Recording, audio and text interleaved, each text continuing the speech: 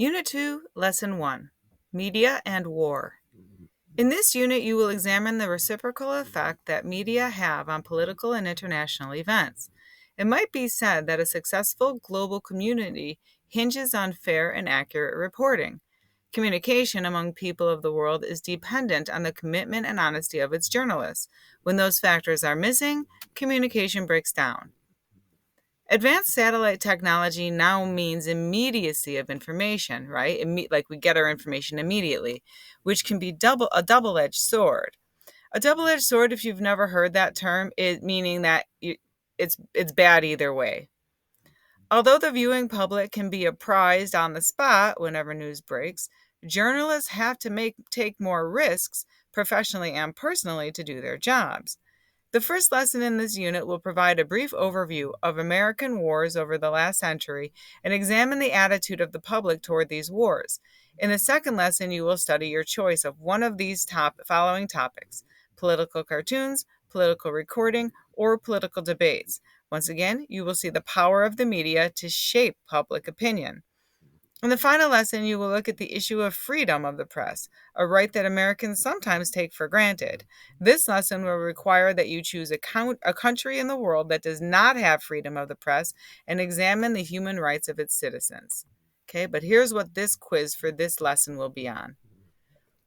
Most wars have heroes. Some are created by the media. In the Spanish-American War, the hero was certainly not President McKinley, who was maligned by the yellow journalists. Instead, the press made heroes of two more dashing figures, Admiral Dewey and Teddy Roosevelt. Admiral Dewey briefly ran for president in the 1900 election, and Teddy Roosevelt eventually became our 26th U.S. president.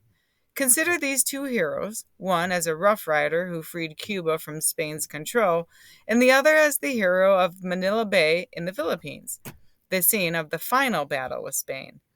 Their stories may remind you of the romanticized song lyrics you studied in the last unit that depicted a war full of pomp and glory. Soldiers in the 2003 Iraqi freedom invasion are thought by many to be heroes. General H. Norman Schwarzkopf, to whom the press gave major coverage during his daily briefings, has been looked upon as a hero of the Gulf War.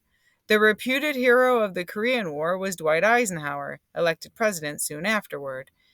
Each war is fought for unique reasons. As we look back over a century of wars in America, we can say that the improved quality of photojournalism has brought the reality of war into our living rooms, beginning with the Vietnam War in the 1960s.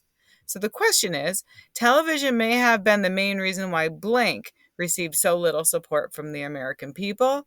And of course, that was the Vietnam War, because we were watching, well, I wasn't born yet till 1968, but people were watching all these victims, and this was the first time they actually firsthand got to see what war looked like. In World War II and World War I, there was no TV, there was no way to cover it, to see it live.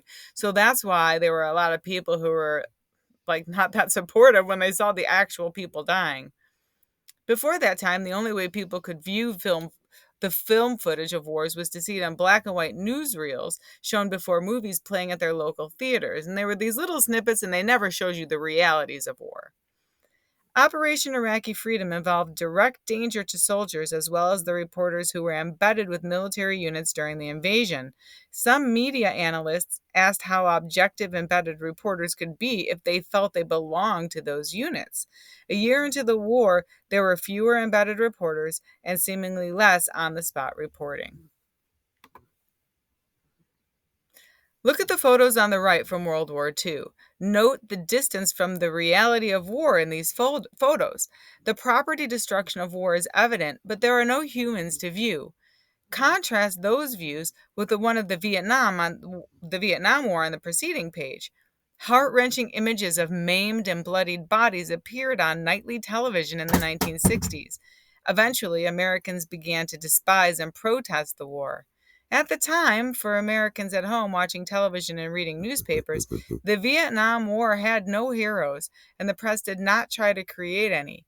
Many years passed before America paid homage to its Vietnam veterans. It was pretty rough for them coming home. I know they didn't get a lot of attention. Like, I mean, here they had like sacrificed their lives and like put their lives on the line for this country, and their reception, it was just so negative. And unfortunately for them, it was bad timing of the media getting coverage. Of course, they would have experienced it just the same. So any war veteran who comes home has experienced something very traumatic. But those of us who are not soldiers, we don't really ever get to, we don't have that to have to suffer through that experience. So this was a very interesting time, and changed a lot about media for sure. Okay, and so here are some questions and enrichment activities that you can do, but hopefully that'll get you to understanding what to do on the quiz.